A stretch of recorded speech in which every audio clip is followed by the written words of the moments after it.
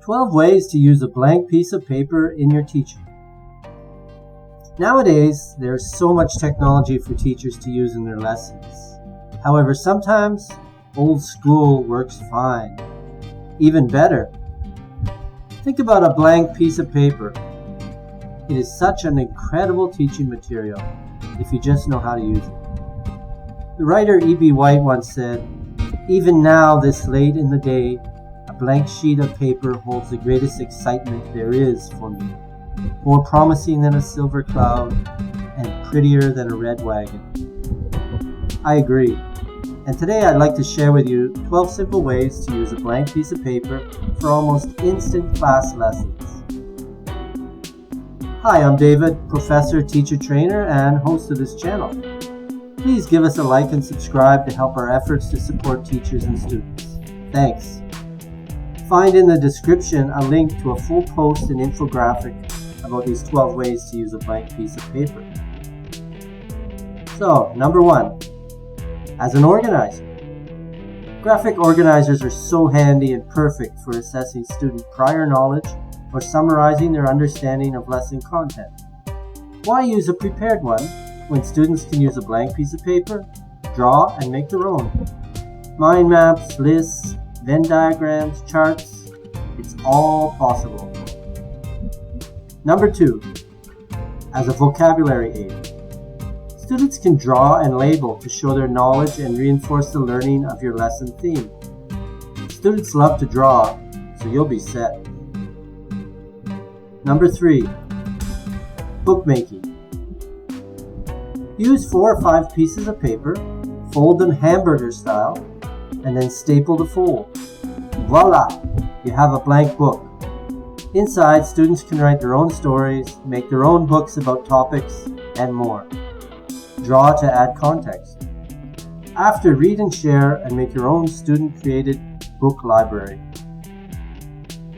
Number 4, poem writing.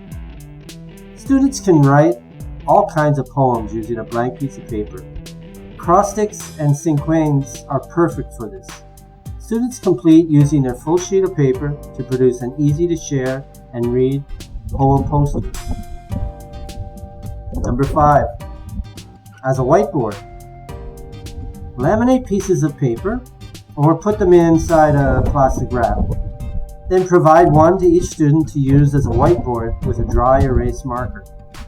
Great for inclusive teaching, quizzes, polls, and just keeping students on their toes as they write responses and sharing by raising them in the air. Number 6, directions. A great language activity is students sketching a map and using it to speak about a place they know or directions to and from places. It's simple and works wonders in class. Number 7, following instructions. There are so many crafts that students can make by following instructions and using their piece of paper. Think origami, paper airplanes, hats, cootie catchers, and more. Number 8, folding stories. Fold a piece of paper accordion style.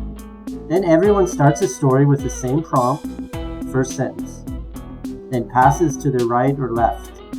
The next student writes a line continuing the story, folds, and then passes it on. The next student reads their line and writes a line to continue the story. Continue until all the folds have been completed.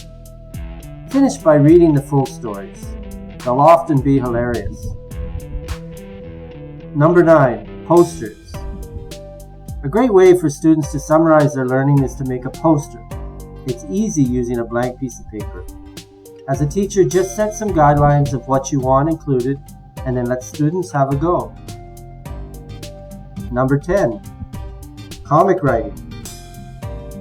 Students can draw and write lines to make their own comics. Show students some examples and then let them get creative and make their own comics. Number 11, word searches. One way for students to consolidate vocabulary is to make their own word search. It's fun and it will help students remember the key vocabulary of your lessons.